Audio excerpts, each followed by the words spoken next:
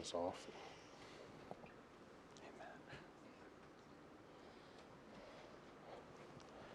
Good afternoon, everyone, and thank you for taking the time out of your schedules to join us this afternoon. It's a delight to not only welcome some old friends up here on stage, but also old friends in the audience. And it's a pleasure to host this event. I'm going to turn it over very quickly to a good friend whose career and mine have crossed multiple times in multiple places in DC and in Africa, Dante Paradiso, because it's really his story and those whose stories he tells in this wonderful new book that has just been released, The Embassy. And we're delighted to have Dante here, as well as Ambassador John Blaney, who's the chief of mission, the U.S. ambassador in Liberia from 2002 to 2005, and was critically in, especially the year 2003 when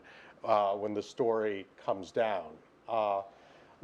Today with all the issues going about in our presidential campaign, in Africa as a whole, the crises in North Africa, the various internal political crises within various African nations, from Somalia in the east all the way west through the Sahel belt to the Atlantic. It's difficult to remember the period when, just a little over a decade ago, when our big challenge was focused on a country which we've had as Americans, a very long history, not always the most pleasant history, but I think it's but certainly a very long history, and how diplomacy really came through. And this is really the story of this book, and I want to turn it over to Dante to tell that story, but how diplomacy played a decisive role, and in many respects, if it didn't perfect everything that went before, it certainly redeemed a lot of it, and perhaps lessons about diplomacy in the world of the 21st century, which we now live, as well as the role that an individual U.S. embassy and diplomacy can play in the midst of a crisis. And so there are, I think, lessons well beyond the immediate case, even though many of us have a direct connection or affinity to Liberia for various and sundry ways. It's one of those odd things that one never seeks out, but ends up with that. So without further ado, welcome everyone here to the Atlantic Council. I want to turn things over to Dante Paradiso, a member of the U.S. Foreign Service, served in a number of posts throughout Africa, not just Liberia, but also Ethiopia, TDY, and with the Combined Joint Task Force, Horn of Africa, as well as in the AF Bureau back at the State Department. And then most recent Africa posting was DCM and Chargé for an extended period in Libreville. So a good friend. So Dante, it's all yours. Okay. Well, thank you, Peter, and thank you to the Atlantic Council for hosting us.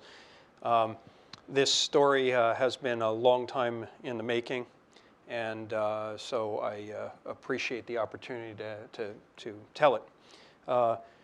I should say that as a current State Department officer, anything I say, the views are my own and not those of the United States government or the United States Department of State. I'm going to take you guys back to 2003. So the book really covers a narrow period of time. And what I'm going to do is tell you a little bit about the story, and then we'll turn it over to Ambassador Blaney to provide a little bit of context, a little bit of a strategic overlay to the story, and then hopefully open it up and have a good discussion.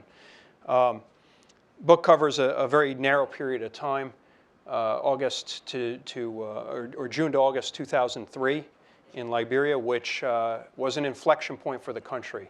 It was either going to dissolve and devolve into factional fighting, as it had in the 90s, but with no real clear forward on governance, no real clear, there was no peace agreement in place. Charles Taylor's government was disintegrating, and two rebel armies had attacked. A peace process had started in Accra, But on the opening day, an indictment had been unsealed that accused Charles Taylor of war crimes. So you have the head of state out of the country, and two rebel armies moving in on the capital, and the rump state left behind was problematic, to say the least. Taylor's administration had been widely branded as the epicenter for instability in West Africa. So it was very fraught times, very tense times, and the immediate question became, would Taylor be rendered immediately to the court in Accra, or would he return? Chris Data here was chargé at the time because the ambassador was at the peace talks, and the embassy itself, the U.S. Embassy, was really the last diplomatic platform available. There was a small European Commission entity there. The UN was in the process of evacuating and drawing down staff, and you had a really tough call right away with the fighters on the streets. They were executing people, and nobody really knew where things were going to go if Taylor would come back. Well, Taylor came back. The Ghanaians flew him back because they felt it wouldn't be in their national interest to arrest a sitting head of state within their region. So they returned Taylor, but it didn't calm things down. The Lord rebel group attacked the city. They attacked the capital, and they came in much further and faster than everybody expected. And they found themselves halfway to the executive mansion. And it immediately put a lot of pressure on the embassy to essentially evacuate folks, which we did in concert with the French, because there was a French military attaché on the ground. But then really the pressure came, maybe we should close. Maybe it's time to shutter the embassy entirely and pull out. And the thinking from some quarters in Washington was very clearly, look, we don't have a lot of strategic interests in Africa.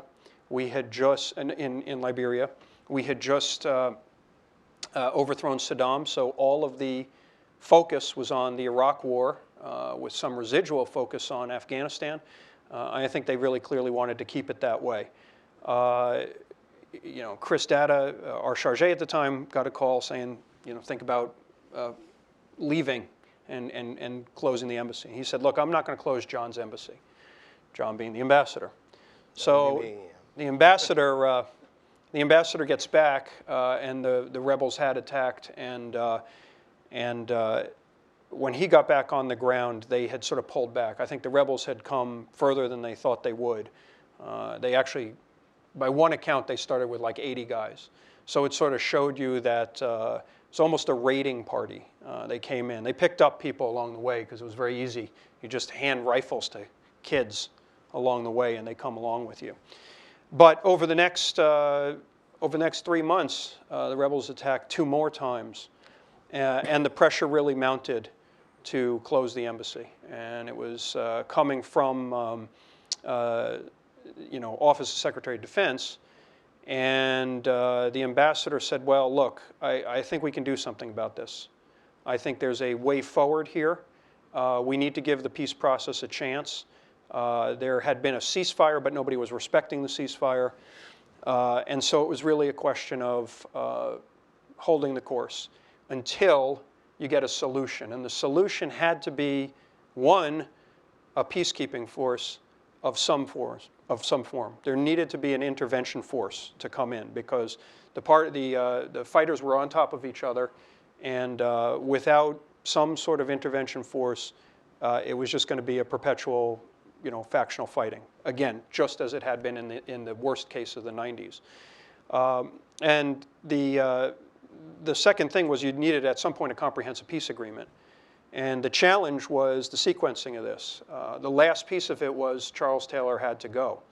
So the President Bush, was traveling to Africa in early July, and he was trying to focus the world's attention on PEPFAR, HIV/AIDS relief, other critical programs that the White House was putting forward in Africa. And the question of the moment, of course, was if you're going to be in Africa, what are you going to do about Liberia? Now, this is a country that the United States helped found. And so it's really one of the countries that has the closest historical ties with the United States and Africa. And here you are in Africa touring around, and what are you going to do? And immediately before he had left, he had stood up and said, Charles Taylor has to go. And it was an interesting statement given that we had just deposed Saddam Hussein. And so at the time in 2003, you have to go back to that time period and realize what the world was looking at when they looked at a US statement at that time, particularly a statement that implies military action. As a result of his statement, it got a lot of folks in Taylor's administration thinking about what their next steps might be because they saw the writing on the wall. But from our perspective, we really didn't know on the ground what could be or not coming, because really, to that point, it had seemed to be intense pressure from Washington to actually pull out. And so it wasn't really clear that any of this was going to form up.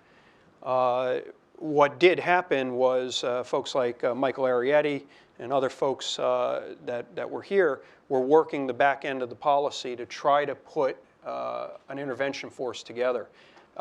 In global terms, this intervention force came together with lightning speed. When you think of things we've tried to do as an international community in Sudan, even in Bosnia, these things they take a long time. And you can understand it, right? Because you're asking other countries to put their lives at risk in a country that's in chaos. And you need a mandate, and you need a clear way forward. And none of that had really come together on the Liberian side. Nonetheless, they were able to get, President Obasanjo stepped up in Nigeria and said, I'm going to put troops on the ground, but he had some conditions. We need them to be resourced. We need robust US support. And of course, he wanted Charles Taylor to go. So the pieces started to come together, but the rebels were occupying half the city. At the end of the day, on their third attack, they came in, they had half the city occupied. The international community had completely drawn down, and it was pretty precarious times. The other problem was that the intervention force that was supposed to come in was Nigerian-led, with a Ghanaian deputy force commander, and those were the initial troops that were going to come in. And they had had a history in Liberia. And that history, by even the best accounts, was a mixed history. And when they had intervened, when ECOWAS had intervened in the 90s, they had been drawn into the conflict, and by many accounts were essentially another party to the conflict. And so from the Taylor government perspective, it was perhaps to give them breathing room. And there was always the thought that you could reconstitute and live to fight another day if you've got separation from the rebels. From the rebel side, they felt that the force would come in and protect the Taylor regime. So these dynamics were playing out, and the Liberian people were under heavy pressure. At the time, there were 3 million people in Liberia, of which 1.5 million were living either as refugees or as internally displaced people. All of the displaced camps had, over the couple months before this moment in the conflict, collapsed into the center of Monrovia. And at the time, Monrovia had no running water, no electricity, and really no resources to help all of these people. It was already a city under pressure. And now you suddenly had 200,000 additional people in the streets. And given that the front lines ran through the middle of the city, rebels occupying Bushrod Island and the peninsula that rises up to Bushrod Island, which is where the government forces were holed up, that's where all the people were. So people were getting mortared daily. And a friend of mine said, she had a nice line. She said, it was tragic because really there was nowhere in Monrovia that a mortar could land and not hit somebody. And so people were getting killed in horrible ways for a long period of time. So what's the solution? What can you do? And the answer was, if Taylor was willing to step down, and he certainly had the pressure from the international community with the president's statement and in light of the precedent of Iraq, to really think about whether we were going to come in and actually physically depose him. He didn't know, and those in his government didn't know. But the answer was, you have to get the interpositional force in, and then hopefully the peace process can take traction. But in order for that to happen, you had to build trust. And how did you build the trust? The ambassador went through the front lines, and our team went through the front lines on 3 separate occasions to meet with the rebels and to say, look, if the intervention force comes, it's not to protect Charles Taylor. Charles Taylor is still... we'll leave this, this cover up. Well, you know what I will do is I will just give you a sense of, let me see how this, probably I'll turn it off. I don't know if this is, okay, there we go. Just to give you one sense of the division. We don't do a lot of slides here, but to show you what we're dealing with is, this is Monrovia. The rebels held Bushrod Island here. The embassy, the executive mansion are all on this peninsula. The population centers were all in here. And there were 2 bridges here, and this is the front lines. And so everything, rebel mortars were coming this way, Charles Taylor's gunfire was coming that way. And you had to cross these bridges to get to the rebels. And what the ambassador did, and what we did, was negotiate with both sides to allow, to go through the front lines and broker an agreement by which the rebels would voluntarily leave the city. Once Charles Taylor left, the rebels were effectively in control of Monrovia. They had won. Taylor's forces really relied on him for command and control, so it was a very, very tense and difficult situation. But at the end of the day, despite the risks, it worked. It worked. The rebels pulled out. We were able to deploy U.S. troops in support of Echo Mill troops. And you had, with 1 battalion, they were able to control a 40-mile stretch. 1 battalion, so 600 initial troops, they were able to control a 40-mile stretch from Roberts Field International Airport all the way up through Bushrod Island. And they just stationed some folks at the port, and they stationed some folks, they did presence patrols around town. And at that moment, the calls went out from Monrovia and said, you guys got to get a peace agreement in place because this can't hold forever. And then the comprehensive peace agreement came about 4 days later on August 18th. So the story that I tell in the book that we are telling to you today is really the story of what it takes from the inside of an embassy perspective, but also the NGOs, the Liberian people themselves, and journalists, what it takes to shine a light on a situation like this, keep the world's attention, and allow the diplomacy to move forward so that you can actually end a conflict. So that's the story of this book, and the ambassador is going to put some framing points on what this means diplomatically, and then again, we'll open it up to discussion. Sure. Well, thank you all for coming. That's the first point. I'm honored that you're here. In fact, there are people in this audience that played very meaningful roles throughout this crisis, and if I took time to recognize all of them, I think I would be done. So all courtesies extended. I want to talk about why this is an important book. First of all, and this may sound a bit trivial to you, but it's very well written. I mean, it's a page turner, and that's important because this is not some dry, acerbic, when I did this, when I did that. I found myself reading this book suspensefully, and I thought to myself, wait a minute, how could you not know what's going to happen? And but the fact is that really it's a great read, and it speaks very highly of Dante's skills as a writer, and that's very, very important to get the message across. I also view this as a largely unknown story because of what Dante said earlier, which was this was right at the middle of Operation Iraqi Freedom. It took place within that same time frame and a little thereafter. Remember when President Bush was standing on the carrier, mission accomplished, right? This is the time frame we're talking about. So it was eclipsed very much by what was happening elsewhere, and therefore that created its own set of problems, which I'll comment on later. But it's the real part of the real Blood Diamond story. It's a fascinating book. It's an inspirational story.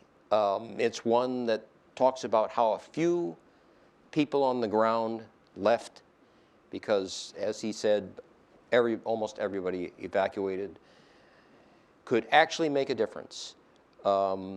And I am very grateful to those who stayed with me volitionally throughout this crisis so we could run our gambits to try to force the peace.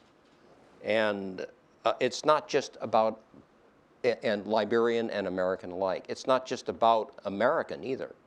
As was said, this is about, if I can use the phrase, the internationalization of a hemorrhaging problem. It's about the involvement not just of groups of countries, but international institutions. Later on, the UN played a major role in the stabilization. The World Bank was involved.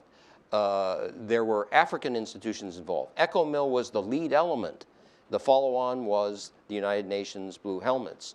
So, and there were NGOs involved, non-governmental organizations, central to the workout, the successful workout and stabilization of Liberia. Was it perfectly done? Forget it, it wasn't perfectly done. I would be the first to admit that, but synergistically enough so that we could move the equation forward in a multifaceted way towards stability and a lasting peace. Further, this victory is not about just Liberia. For those of you who are Africanists, you know that in 2003, the epicenter of violence in West Africa was Charles Taylor's Liberia. It was exported. In fact, he was tried not really for his crimes in Liberia, but for his crimes in a neighboring country in Sierra Leone. But that isn't the only country that his fighters went into.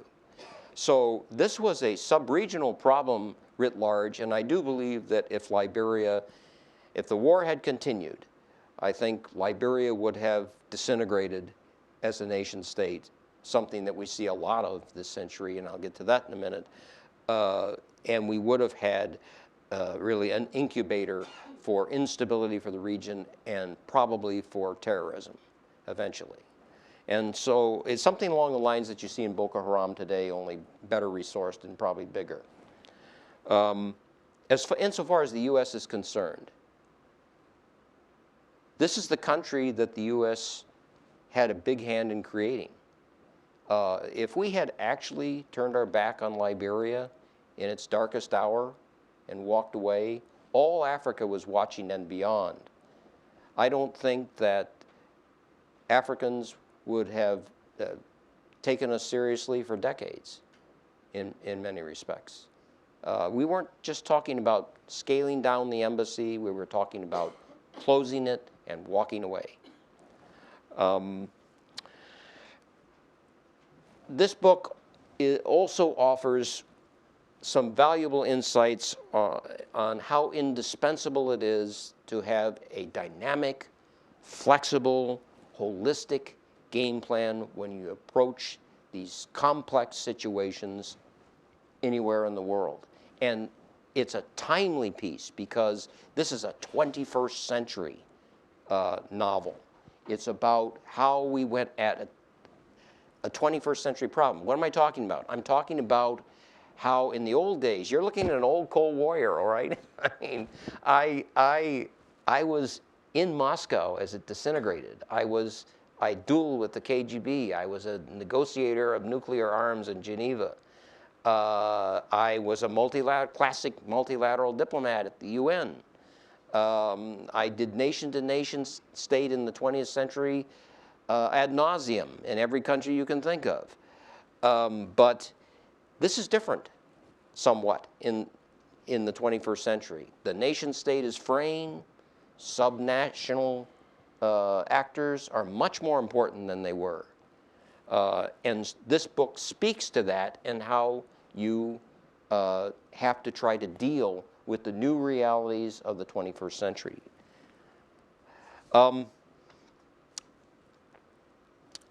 For example, in Liberia, I will tell you that what was on my mind as chief of mission. Well, I had to deal basically with 3 simultaneous strategies.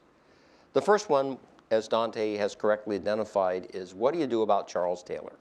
I mean, look, I talked to Charles Taylor, and I really believe that even he knew that the war would never end as long as he remained head of state and did not step down and leave Liberia. Why? Because this war was very personal. Many of the rebels that I talked to and leaders were personally after Taylor. It wasn't just against the government of Liberia, it was against Charles Taylor. So that was problem number 1. The second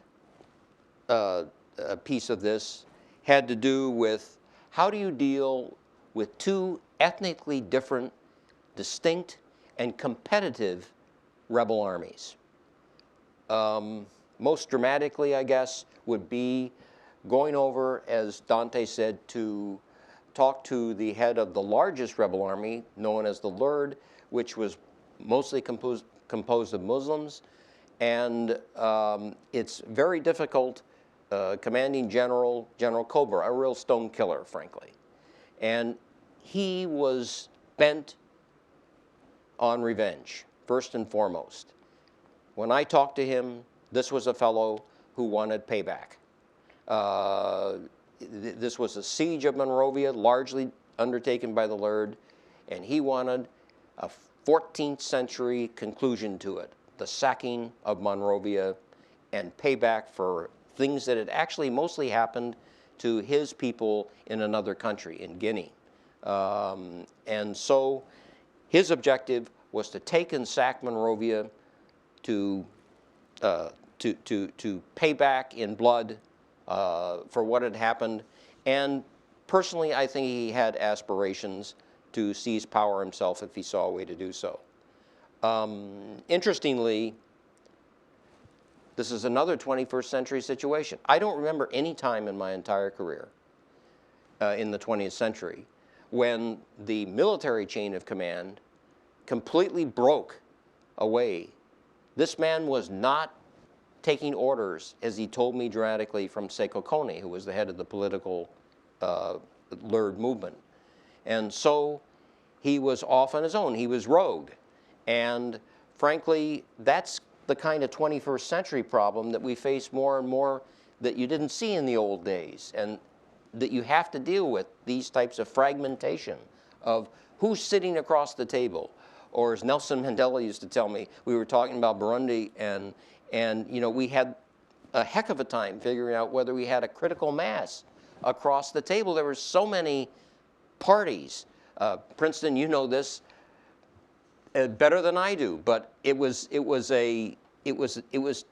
very difficult to deal with the fragmentation problem. And the last piece, the last strategy that I had to worry about and create a local ground strategy for simultaneously was, how do I deal with Washington? I'm being very blunt and open about this, because I have to be. What do I do? Because frankly, the plurality of policymakers in Washington at the time very clearly was sending a message to me that you're finished. That the embassy is, and it was mostly coming from the Defense Department, but not entirely, and from Donald Rumsfeld. And so, so this was a very, very hotly debated issue, but basically policymakers in Washington were mesmerized on Iraq, and all the other embassies had closed. So what was I going to do locally to make sure that it wasn't game over? Those were the strategies, the 3 strategies that I had to work on with the help of many others, including the gentleman sitting to my right. And as a matter of fact, in my afterlife as ambassador, after I left the Foreign Service, I've spent the last decade sort of distilling lessons learned from Liberia and dealing with this type of 21st century complex problem and other situations to try to figure out what sorts of things we need to consider in the future in these situations so as to better cope with them and to try to deal with them. So that's been a very interesting career, and let me tell you, business is good. Let me close on a personal note, which is, because it's going to come up and I might as well deal with it now, which is the question that I'm asked most frequently, which is, you know, Ambassador or John or whatever, you kept the embassy open. Why did you feel you were justified to take that kind of risk? And it was risky. It was a dangerous situation. Now, albeit that we did the very best we could to mitigate the risks at hand in various ways. But I knew I was taking risks with the lives of my people, American, Liberian. We had casualties. We lost some of our Liberian staff very sadly. We had Marines wounded. Why did I do that? Why didn't I just close? And of course, why did we do this type of daring frontline diplomacy, crossing through no man's land, or as Colin Powell put it to me later, you know, he said, well, John, that was great, but I wouldn't try it again. Why did I feel I could do that? It was a hard thing. It was one of the hardest things I ever did in my life, was to make the decision. And that I reviewed that decision not just daily, but sometimes hourly. We were taking incoming. We were suffering casualties. The situation was very fluid. We could all be killed. But one reason I did it was, and I think this is very important for 21st century complex situations, was that I was at the rock face of diplomacy. I was there. One of the reasons I came back from Ghana from negotiations, and I left my very talented friend Michael Arrietty in charge in Ghana at the time to continue to work on the comprehensive peace agreement. But I had talked to General Abubakar, who was the mediator for the peace process, very talented fellow, worked very hard at it. And we agreed that we were just not going to achieve anything because the ceasefire wouldn't hold, and without the ceasefire, the whole comprehensive peace accord would turn into nothing. So that's why I left and came back. On the ground, you could see, like climbing a cliff, handholds, places you could go, things you could never see by reading a cable. Not that people read cables any day in the world of tweets now, but I mean, in the old days, we used to read cables and try to analyze those things. Now it's just a stream of thought more.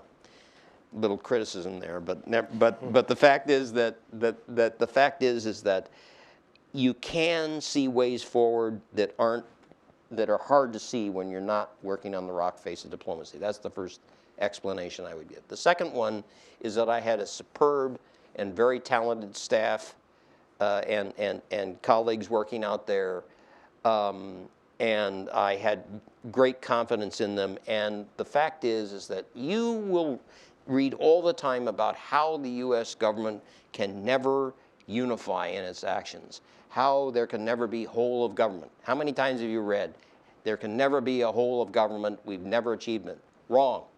I'm here to tell you that locally, we achieved it. There was no division between the military and the civilians out there. There was no agency positions. Perhaps it was because of the great exogenous pressure. To be sure, that was a factor. But we were all in, and there was only us.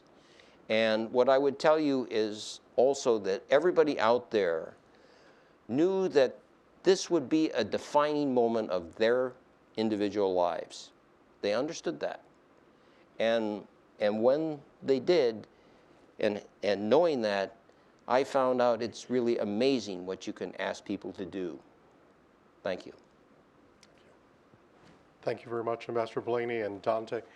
Let me exercise the host's prerogative and just throw Sure. 2 questions out and then open it up to the floor. I think Dante, toward the end of the book, and the advantage over our audience of having read the book, I think it was either the epilogue or the second last chapter, but you made the point very clear. Peace was achieved because the Liberians wanted it. And it was the Liberians who achieved that. And I think that's a very important point that you made there. But if you or Ambassador Blaney or both of you could tease that out a little bit, because in many of the complex situations we find ourselves in, not just in Africa, but elsewhere, often what is absent is exactly that. The individuals, many of whose names are recorded, thanks to you and others, but there isn't a will. Yes, Taylor had to be moved aside and others, but there was there were people where, the importance of that insight about local ownership. Yeah. Well, I think there's 2 things, right? I mean, it's very hard for the international community to support the stopping of a war unless folks themselves want to stop shooting. In Liberia, what had happened was the vast majority of the population was absolutely fed up with the conflict. They were victims of the conflict. They had been enduring suffering off and on for 23 years, if you go all the way back to the coup in 1980. So people understood the depths and depravities of the war and the violence. And so the call and pressure from the Liberian people was such that I think all sides felt that. But unfortunately, in a world of guns and a world where a few can do significant harm to the vast majority, it also takes finding some leverage and understanding the combatant parties. So it can't be just the will of the people themselves. They do need some help to put pressure because, look, combatant parties are sustained by access to international markets. They're sustained by, they have to get money for guns. They have to get money to pay their soldiers. So there is a role in a deeply divided country for international assistance. And the international international assistance, the first thing is convening authority. It's finding a neutral ground where combatants can talk along with other voices. So the Liberian peace process, which again, we're on the ground. There's others in this room that were, at the peace talks, and can speak more to that. But it takes that convening authority to say, okay, let's go to a neutral place and see if we can find a way to talk. And the second thing is what you have to do when you're on the ground is speak to everybody's particular equities. It was very clear that the Lord rebels and Model, which was coming up from the south, neither one had a governing mandate.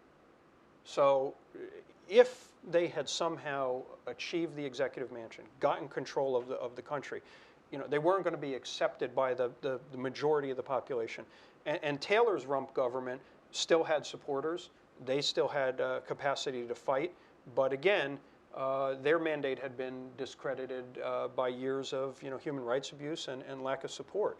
And so you're trying to find the leverage with those armed combatants to say, really nobody has the support of the people. So let's find a way to stop the shooting and go there. At the end of the day, it does take the people in the negotiating room to finally say, yeah, and it takes the people on the ground with the guns to voluntarily put those guns aside. And I would argue that there are inflection points. This was one of them. Liberia in the 90s, when it was trying to dig its way out of factional fighting, had 13 failed peace agreements. So the opportunities can come, but if they're not consolidated, if there's a sense of fatigue, a sense of urgency within the society, you have to take that window. If you don't, then all bets are off, and it can devolve. But what happens is, I would say again, the overall pressure and sentiment of the Liberian people does interact psychologically within the fighters, who don't want to spend their entire lives attacking their own people. And if that can be heard and put through in the proper forum, you have the opportunity to start to move towards stability. Well, it was a very chaotic, dangerous situation, and we certainly drew upon all elements of the populace that we could to try to solve it. I would say that what we did at the embassy and more broadly within the international community was try to set an agenda. And we needed an agenda, and we also needed tempo in the agenda. This is something that's not talked about nearly enough. You've got to be able to set out the agenda and show the pathway forward and try to get as many parties to follow that agenda as possible, especially given all the differences that Dante has just spoken about. And that's what we did. I mean, it's a little bit like playing tennis, you know, these peace negotiations. If you wait for the shot to come over the net, what are your chances if you play defense in tennis of winning the match? Not very good. And so we went out there, we talked to all the parties, but basically we tried to show them the way forward.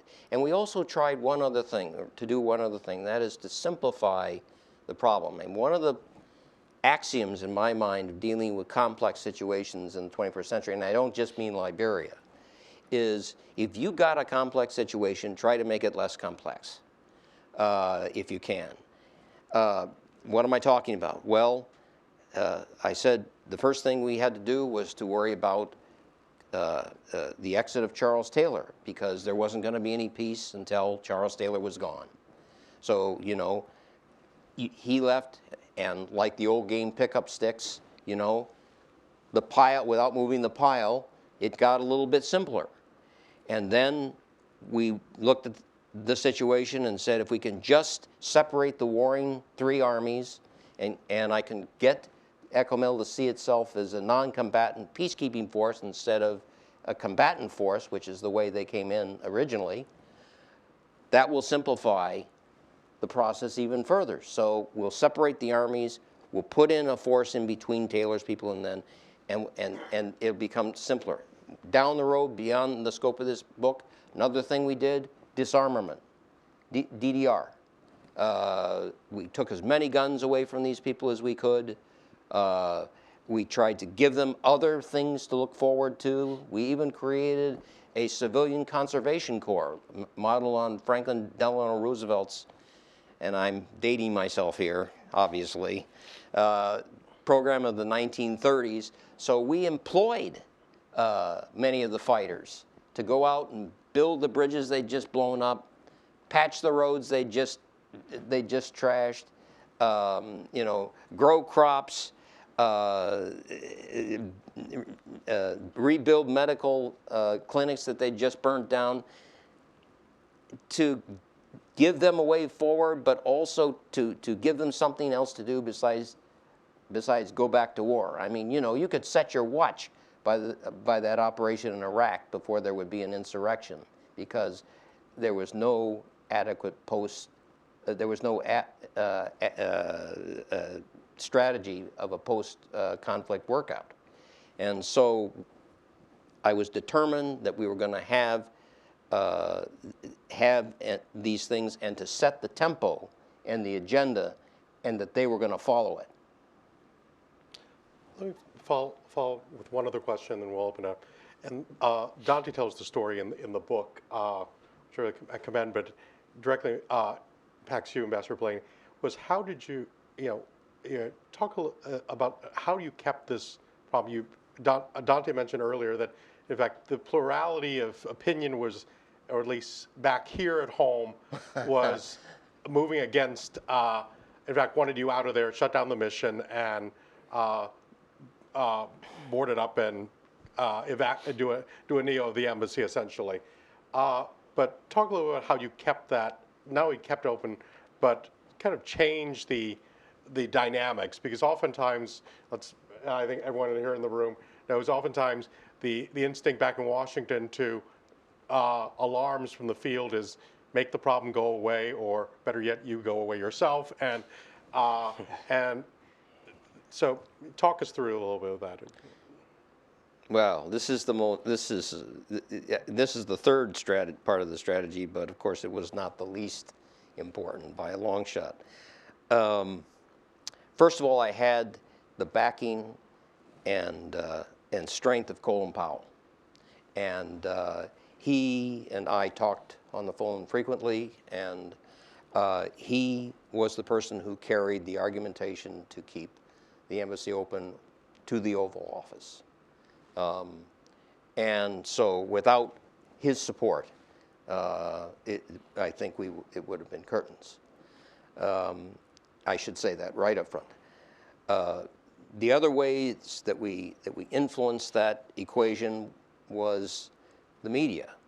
And I guess I must confess at this point that I sought out the international media intentionally to keep the pilot lit on Liberia during all this mesmerized Iraq, we want to celebrate in the end zone phenomena that was going on. That's where the attention was supposed to be, on Iraq. But I went out, I got a hold of people like Brett Sattler and CNN and others, and I intentionally, frankly without being asked, talked to them. And I talked to them mostly about the humanitarian situation. And as Dante said, there was a desperate humanitarian situation unfolding there. I did not want it covered up. I did not want it swept under the rug for the sake of celebrating in the end zone on Iraq. And so we had those CNN and those print media and those radio interviews, and I was frankly called on it as being a little much.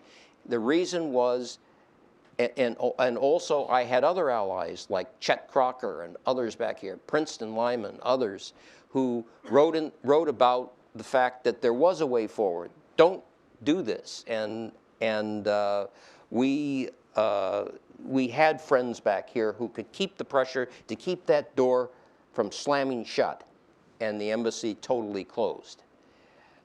So those are some of the ways that I worked that equation. I mean, actually, the argumentation was the shrillest in the entire Bush administration. Not Iraq, but in the Oval Office. It came before the President of the United States 3 times. Secretary Rumsfeld, Secretary Powell. Bellicose argumentation. And in the last analysis, President Bush, who I think had heard quite enough at that point, just threw up his hands and said, you know, that's enough. That's enough. And he said, I'm going to leave it to the man in the field, meaning me. And one interesting sort of spin from this is when I was sworn in by Colin Powell, it was on the 8th floor of this ornate State Department place where you all get sworn in. And after I was sworn in, he said, I want to talk to you behind the curtains. There are these gigantic floor-to-ceiling curtains. And he said to me that, and I thought he was going to say, this is a tough one, John, and I was going to say, you know, 3 bags full, I'll do my very best and so forth. But what he said was, don't forget that you don't work for me anymore.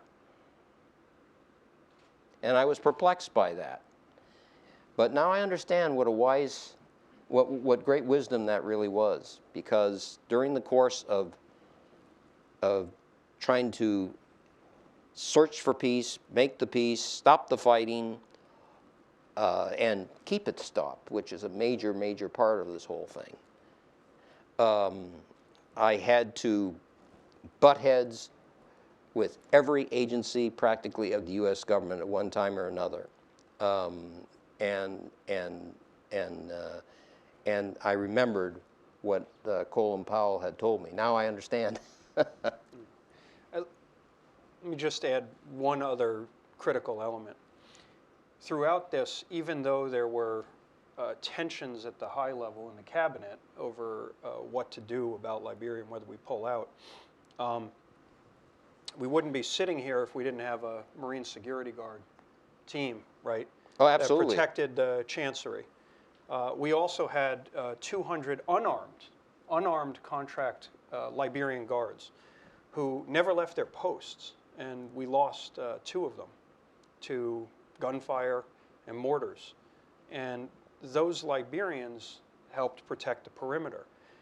And we also had no daylight between the ambassador, the RSO. As he said, the country team was unified, but no daylight between the ambassador and the RSO and the ambassador and the defense attache's office. So all of them saw the problem set as something that could be solved. Therefore, despite all of the risks, it was worth it staying. It was a reason to be there. He had a strategy, which you need. So when, you know, the big argument right now in Washington, whenever embassies are really under pressure, is we don't stay just to stay. But the ambassador had a vision and a way forward. We had what we felt was the appropriate security posture. And I would just add to that, you know, we did have different units come in at different times. A SEAL team came in to help as part of a protective detail for an assessment team that helped with the first level of evacuations. And those guys really gave us a way through the very first attack. And then we had, eventually we got a fast team in. That fast team was hung up. It was hung up, and it shouldn't have been hung up. And the security was withheld from the embassy. So that's a big problem, right? But that team, when that team came in, we felt that we had the security posture to do this kind of thing. Now, that's not going to be able to protect you to go through the front lines and win the trust. But what it's going to do is secure the embassy perimeter, which is at a minimum what you need. And then there were 2 other elements, which is the Liberian forces had equipment that kills people. You know, RPGs and 82 and 81 millimeter mortars that are absolutely lethal to people, but hard to storm an embassy compound with that if you're protected appropriately with our military. The other thing they didn't have was heavy armament. So you didn't have aerial bombardments. You didn't have heavy munitions that you see in other conflicts, like in Congo when they're blasting, you know, with these giant cannons and just tearing up walls. So, you know, when our RSO is looking at the problem, when the defense attaché is looking at the problem, when the ambassador is looking at it, those elements say, okay, this is still doable. And then the very last thing was that Charles Taylor at any point could have sent his folks over the walls, right? Because at the end of the day, the U.S. policy was really to remove Taylor. And that's the host government. So we're trying to broker a peace with a host government where we're actually actively trying to remove the head of state. What we did was make, I think, a credible case that, and this is where diplomacy can be successful, is if you can make the case that really at the end of the day, you're a neutral third party. And Taylor never saw us as neutral, and he never saw the ambassador as neutral. But a lot of other actors in the conflict, including people within Taylor's government, within his government, were making calculations as, look, at the end of the day, the United States is a friend of Liberia and is not trying to take down the country, not trying to destroy the country, but actually trying to put the country on a glide path forward. And therefore, you're in constant contact with the Taylor government itself. And it's trying to get those elements to say, you know what, our future may lie beyond this one individual. And in that particular case, we managed to, you know, never have a situation where Taylor sent his forces against us, which again could have changed the calculus. But given the way the elements lined up, and this is why the ambassador mentioned, it takes an hour to hour, sometimes minute to minute calculation, because you don't know. There were times we were fired upon very intentionally by Taylor's forces. Yeah. But I just want to put one addendum, which is that the pattern was that our military came in to remove us, but once they understood what we were doing, they then played an invaluable role in trying to help us solve the equation and get to a peaceful workout. So the MU, the Joint Task Force for Liberia, MU, was great in terms of what they did within the confines of their orders to help us to press for peace in Liberia, even though the Pentagon was highly skeptical of what we were doing. Thank you. Open up to the questions, or Ambassador Lyman. Well, thank you, Winston Lyman from the USIP. Congratulations on the book. I know it's a long time coming, and it's very worthwhile. You mentioned, looking at parallels to the lessons learned, the indictment of Charles Taylor right in the middle of the peace process. We have this issue a lot. ICC accountability in the peace process. I wonder if you talk about how that helped, hurt, or how that played into strategy. Thank you. And just to repeat the question. He's a lawyer. Just to repeat the question for video, Ambassador Lyman's question on how the ICC, how the Special Court Sierra Leone's indictment of Charles Taylor played into this particular situation.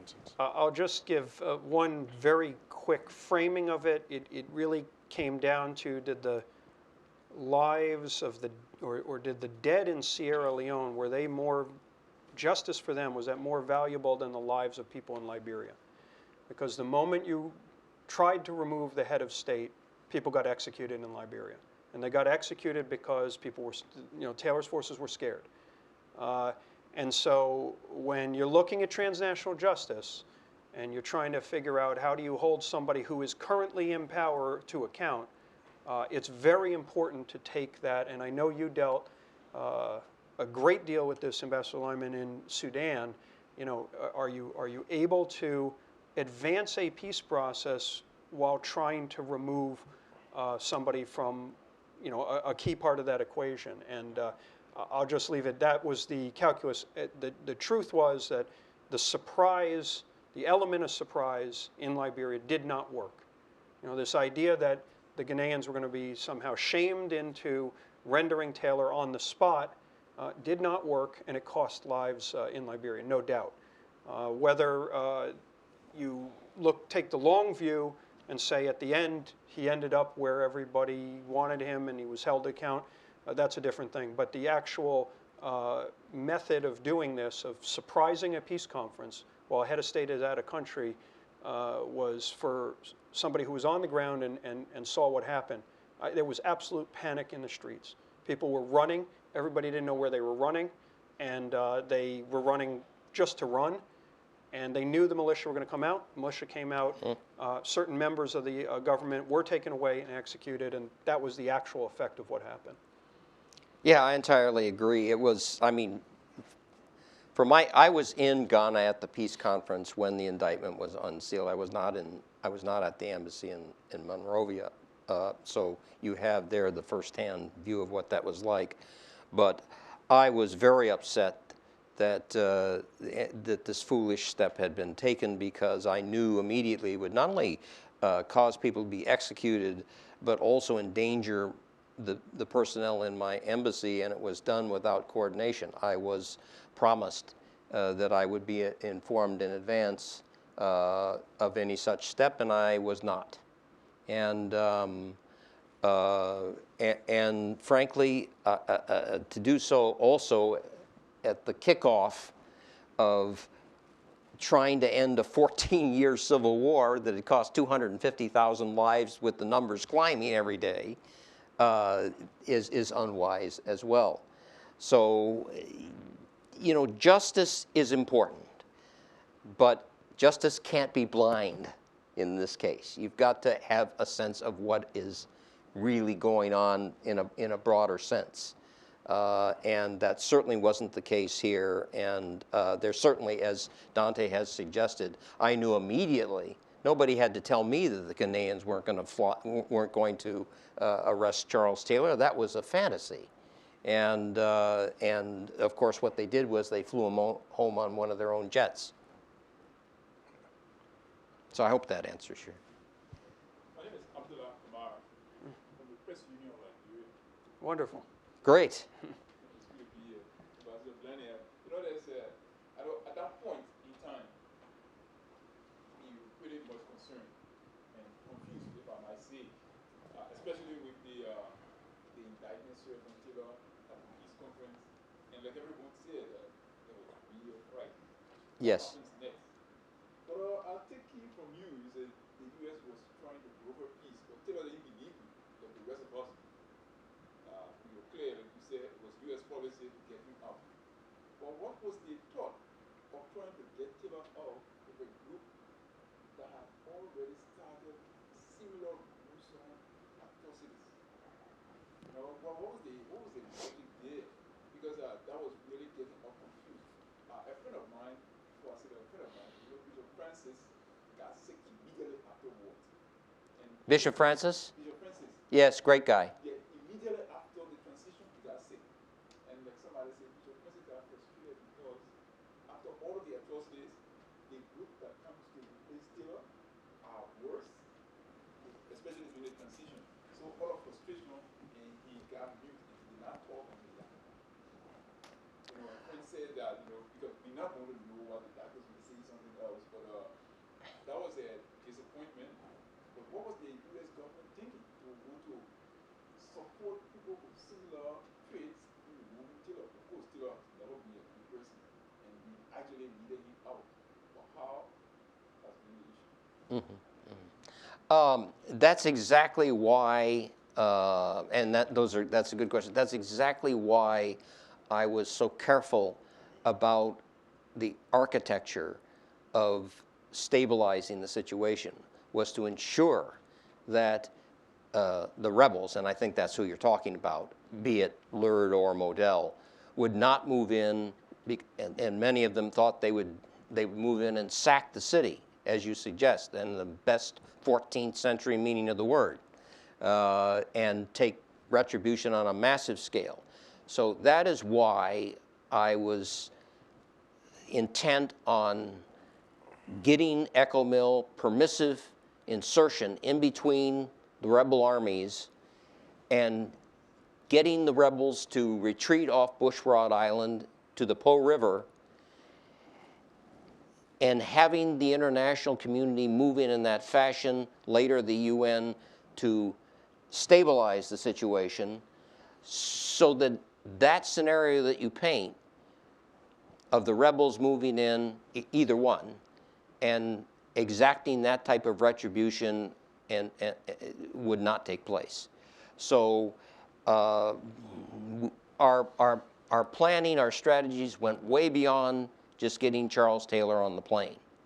But I will tell you that that was absolutely necessary to stop the war. That war would have never stopped if Charles Taylor had not left Liberia, because the war was directed at him in large measure by both Model and by the Lurd. So he had to go, but we had to do these other steps in this workout to make sure that the situation didn't dissolve into chaos and bloodshed. And it worked. Just as a side observation, just to reinforce the point, you know, is the state of Liberia, such as it was, you know, weaker and less able to sort of, you know, help protect the people in some sense if the head of state is removed. So, because you were asking specifically why was it necessary to remove Charles Taylor when you're facing these two threats, right? But as the ambassador said, you know, the war was deeply personal, directed against him in many ways, and also, you know, Taylor had been told many times by many different folks around the world, and certainly by Washington, look, you've got to stop the abuses against your people. You know, once he won the election, you killed my ma, you killed my pa, I'll vote for you, right? You know, once he came to power, it was, okay, it's time to put this aside. And what happened was there was a disarmament process, and yet Taylor, what did he start? The ATU. He started the SDU. He started paramilitary groups. And he started, you know, he still continued to fund his militia.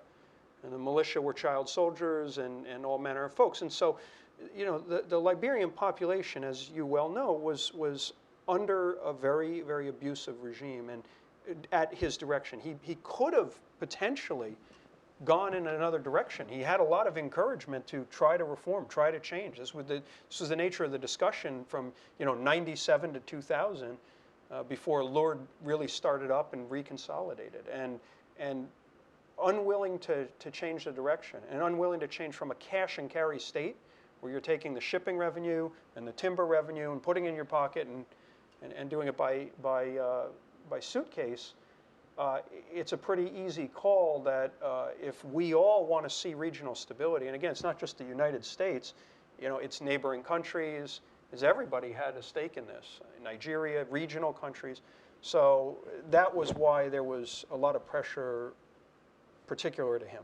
And consider that we're not just talking about Liberia. Consider the horrible human rights violations that were committed in countries like Sierra Leone, and his role in that. So it's not as though we're just talking about Liberia here. Again, Liberia was the epicenter of violence for the sub-region of West Africa, and something had to be done about that. Dave? I'd just like to maybe follow up a bit on Abdullah's question, because I have very strong memories of this period in Nigeria. And I think what he was asking was, there was a strong impression that the United States was supporting Lord in their bases in Guinea at that time. I don't know whether that was the case or not, but that was certainly the feeling that we had. And so that for many Liberians, I mean, as bad as Taylor was, as Abdullah said, Lord was much worse. I mean, there was a relative peace before Lord came on, despite the abuses, you know, ATU or whatever that Taylor was responsible for. But when Lord started its incursion, it was similar to when Taylor started his own incursion, you know, 10 years earlier. The toll on the civilian population was really much worse than it would seem, you know, the goal of removing Taylor from power. You want me to? No, go ahead. You know, listen, I'll just say this. It's easy to, you know, say the United States is facilitating and financing overthrows, right? It's easy because it's pretty hard to prove the counterfactual. In fact, there's a quote in the book from J.T. Richardson, the National Security Advisor for Taylor. And, you know, I was talking to him. I said, look, we were getting mortared. We're getting killed and mortared, same as the Liberian population. He said to me, he said, well, you know how many glasses my houseboy breaks? I don't pay him to break those glasses. But I would say this, that you know, really, you know, the idea that, you know, the United States is pushing.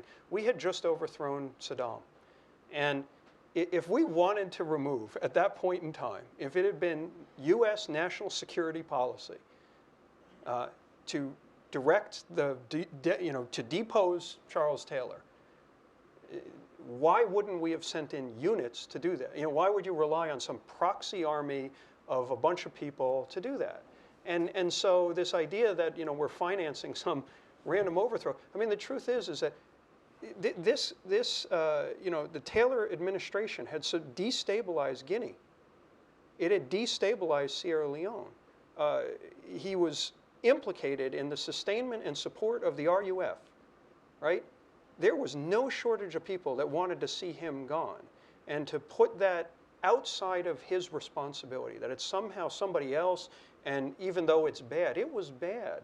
You know, you can talk to people who were victims of the lurid attack, and they're going to give you a perspective. But you also ought to do, which we did when we did our regular human rights report, victims of people that were getting abused by the militia throughout the country the whole time that Taylor was there in power as president, as elected president. You know, he had every opportunity to stop the abuses. It didn't start, the war didn't fully restart for 3 years. And yet people that were in marginalized communities on, you know, in the Mandingo community and in the outskirts felt that they really had no choice, that they were under abuse.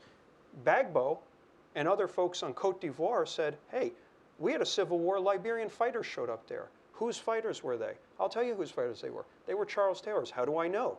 Because people said, oh, well, you know, we looked at Cote d'Ivoire as a fat cow, you know? And as it started to go sideways, our fighters weren't getting paid, and everybody looked at that and wanted to milk the cow. So they allowed their fighters to go over and contribute to the violence and destabilization in Cote d'Ivoire.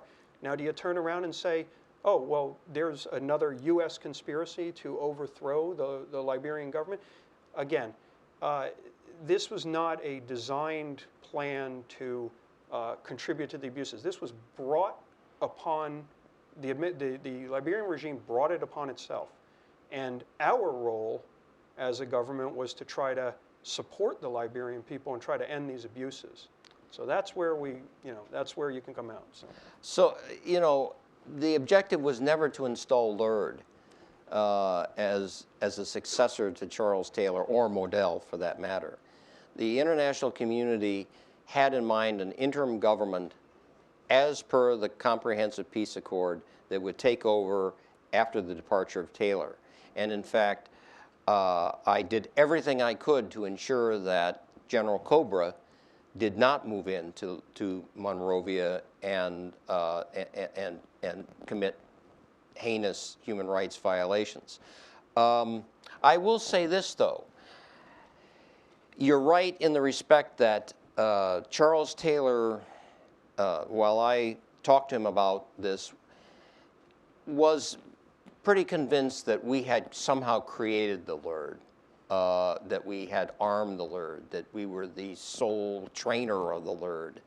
I tried to deflate that from him. I told him it wasn't true. We weren't the creators of the Lurd. And I frankly told him that you were. You know, that the things that you had done outside of Liberia had created all these oppositions. And I don't think he took that entirely on face value. I think to this day, I think he believes that, to be fair about it, that the United States was the creator of the Lurd. And certainly, if you watch the videotapes of his exit, he will say things. He will point to America as the ones that got him out. But the point here really is that we were always trying to get a successor regime that wouldn't be predatory, like Charles Taylor's, either outside Liberia or on his own people.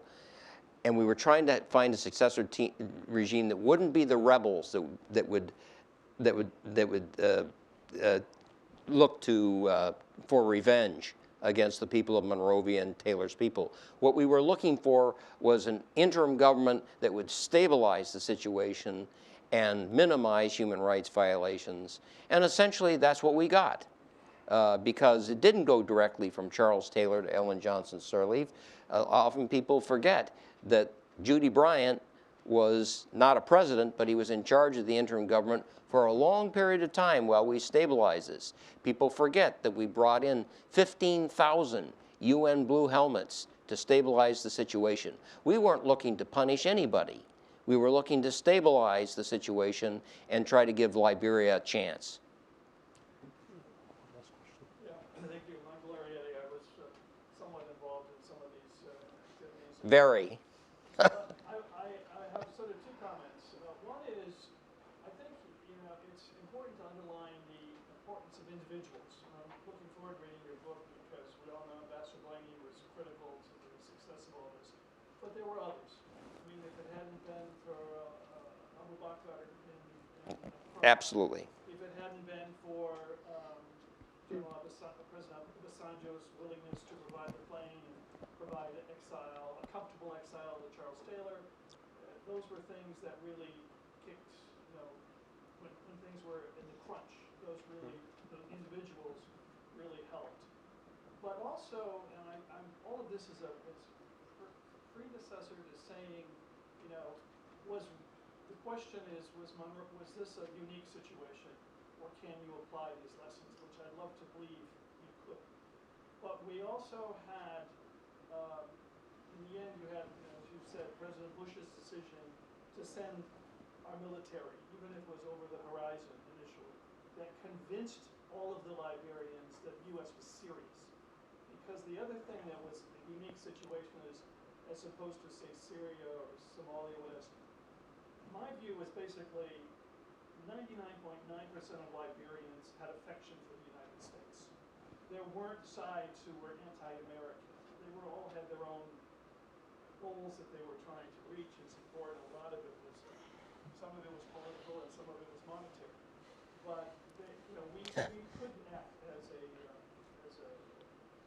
Mediator. mediator comfortably, I think, in that particular situation. And so you have these different aspects of the Liberia situation, and you had congressional support here. People were pushing not to close the embassy, and later on to provide a lot of financial assistance to keep to help in the transition.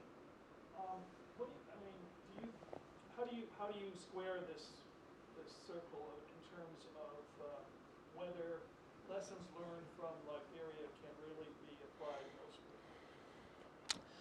elsewhere? Well, that's been my sort of profession for the last 10 years, but I think the first thing you always say is that each case is unique. And so the answer is some of what we did in Liberia can be useful in other situations. Some of it is unique to Liberia, some of it isn't. But the fact is that we had a game plan. You were part of that game plan. We had strategies, not perfect, but we executed those strategies. When we went to try to work on influencing Taylor to leave, it was a multi-tiered strategy. You were part of that, and and we went systematically through these things to try to reach our goals and objectives. When I look around, and this is a bit gratuitous, but I'm going to say it anyway, when I look around at the other strategies that have surfaced in the 21st century, I see a lot of incomplete thinking, shall we say, to put it nicely. And I see situations where there was no strategy, really. No follow-on strategy, no complementary strategy. I see linear thinking, where people only went step by step instead of trying to multitask, try to think of what is going to go on. There's an interesting passage in Dante's book, for example, where I'm sitting there with our aid director, a very fine guy, Ed Burgles, and the shells are coming down, and the mortar fire was raining down, the bullets were hitting the chancellery. And what are we talking about? We're talking about the post-conflict reconstruction period and what we got to do. So is it applicable? Yeah. Parts of it are. I mean, we should be thinking, not be thinking linearly, step by step, seriatim. Complex situations are not that way. We should be thinking about tempo. We should be thinking about matching resources with strategy. We should be thinking about the architecture of the peace process and what that means. We should be thinking about sequencing. We should be thinking about whether the whole situation merits our involvement in the first place. We should be thinking about framing the problem. Need I go on? And these things were things that we did imperfectly in Liberia, but we did them. Where else did we do them? Dante, Yeah, I think that, you know, if you're going to take on diplomatic challenges, right, what you see is that every situation has its own variables, but there are general commonalities. The ambassadors listed a few of them. I would say in today's world, you know, what you first want is, you know, let's take a strictly U.S. perspective. You want some consensus within the U.S. government of what we're trying to do. I mean, that's absolutely critical. We were fighting it in Liberia, and it probably, you know, it almost led, I think, to the wrong outcome. But eventually we got to a consensus. So U.S. government, before we're deploying resources and trying to solve things, we really have to have a consensus. That consensus has to go beyond the immediate action, beyond the immediate objective to a longer term strategy. The second thing is you've got to be working with as many of and identify the partners at the high level in diplomacy, who they're going to be, and figure out what everybody's equities are in the conflict, and try to get, again, you know, forging a rough consensus, whether it's in the Security Council or whether it's in a sub-regional organization as to what overall you want to see. And to get that consensus, you have to lay out a sort of a positive vision where this goes. And then the other thing is you need to be present. It is very hard in certain conflicts for the U.S. to be present on the ground because we are just inevitably treated as a party to the conflict.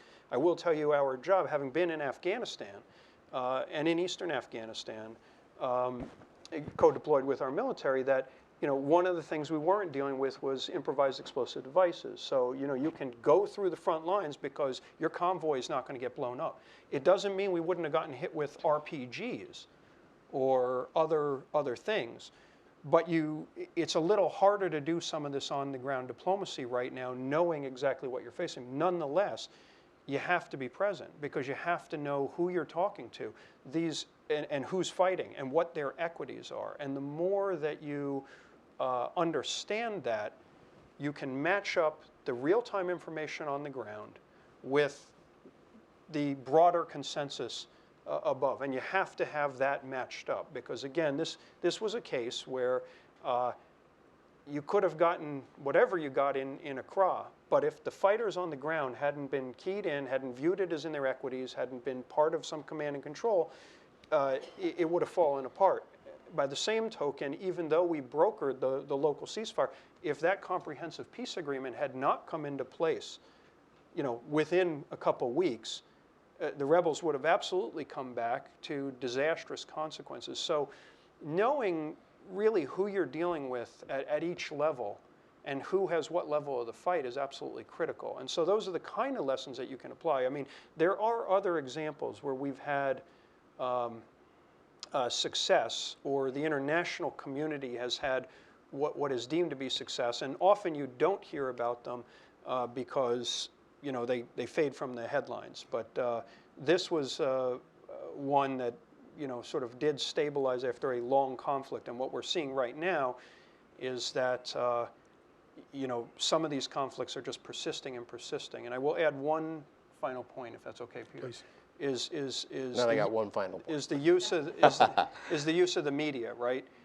We now live in a fractured media world. Yes. You know, one thing is that the ambassador was able to effectively work with the media to put pressure on particularly the Lord, but also Model. That And Washington. You know, they had reputations, they had an image that they wanted to project, and they knew that if you go through certain outlets, you can do it. In today's world, organizations can bypass all that and go directly to other folks, and they don't feel their reputation suffers because they can control their own message. And that makes it a little bit harder and distinguishable from Liberia. But I think the broad lesson about stitching together both the top level and the on-the-ground diplomacy by being present is absolutely critical. And last Yes, point to I the would ambassador. say that it's certainly not a book about a few people. It's also a book that you had a piece in, which is, in one case, the internationalization of the problem. There were a lot of players. Okay, we didn't do a perfect job, but there were a lot of different players with very different views about how to handle this, but we did stitch it together. So the internationalization of a hemorrhaging problem is another takeaway. Matt Chesson is here. And one of the things that we did in Liberia that is almost unique was that we worried a lot about corruption and how to bring it under control and how to bring the economy under control and make it less corrupt. And one of the products of that, with the help of other institutions, the World Bank, the international financial institutions, was to create what is known as GMAP, which was the government economic management assistance program. And the objective was to risk control from all the stealing that was going on and put some of the money back in the till for the use of the Liberian citizens and the recovery of the Liberian economy. Okay, does that sound so earthquake new? Yeah, actually it is. Look what we did in Iraq or Afghanistan.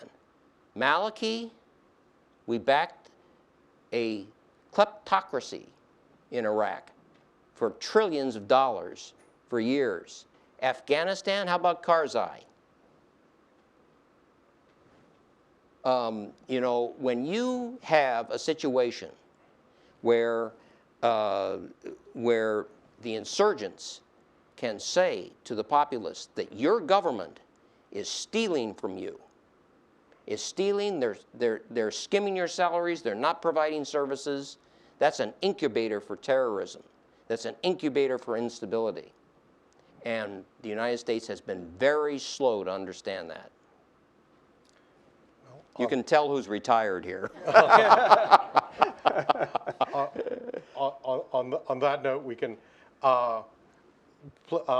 continue the conversation. There are refreshments and snacks outside, and please join me in thanking Ambassador Blaney for discussing it, and most of all, for joining me in congratulating Dante Paradiso for his wonderful new book.